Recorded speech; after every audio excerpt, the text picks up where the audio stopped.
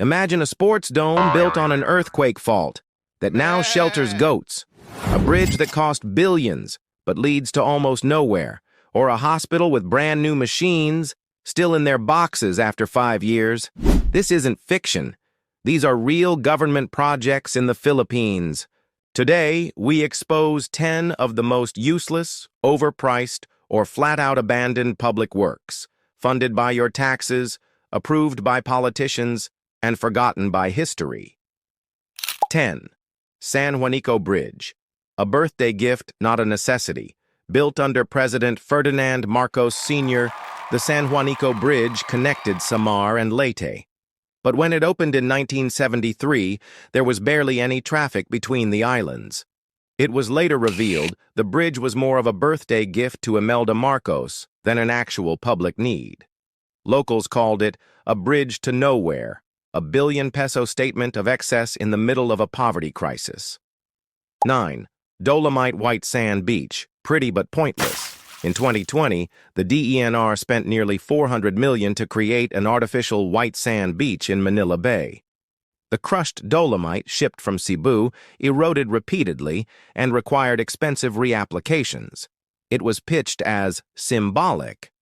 But critics asked, why beautify the coastline if the water remains polluted and the people remain hungry? 8. Pork barrel ghost projects, services that never existed. The PDAF, or pork barrel, scam exposed lawmakers funneling billions into fake NGOs. Projects like feeding programs, schools, and clinics were listed, but never built. Janet Napoles and several senators were implicated, but the deeper tragedy, the people who needed those services the most, got nothing. 7. Apeco Port, a harbor without boats, meant to transform Casiguran, Aurora into an economic hub. The Apeco Port project received massive government funding. But more than a decade later, the port stands nearly empty. No major businesses, no boom. Locals say the project displaced farmers and indigenous peoples. For what?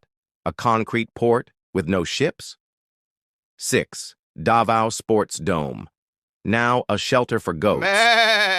This multi-million peso dome was hyped as a landmark facility, but it was built on an active fault line and mothballed mid-construction. Successive administrations abandoned it, and today, locals say it's used to shelter animals. A sports dream turned concrete graveyard. 5. Cebu City Medical Center, a hospital that never opened. After being demolished in 2014 for safety reasons, a new city hospital was launched with great fanfare. Billions poured in.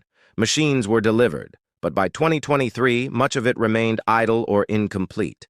Even COA flagged medical devices left in boxes, unused while patients waited in overcrowded facilities. 4. Flood control projects. Spent but submerged every year, billions are allocated for flood mitigation, especially in Metro Manila. In 2024, hundreds died or were displaced due to typhoons, despite a 165 billion pesos annual flood control budget. Corruption, delay, poor planning. When disaster strikes, so does the truth. 3. Ilocos Norte, tobacco fund scandal, trucks for votes.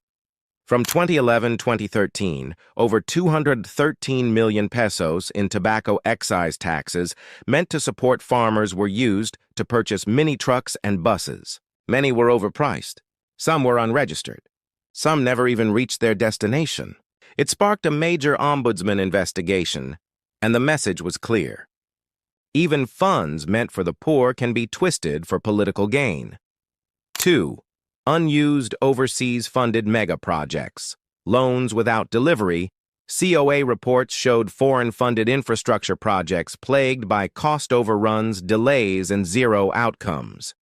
The country is left with debt, but no bridges, no schools, and no water systems to show for it.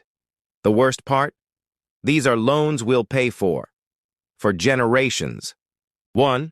Confidential funds, spent in silence.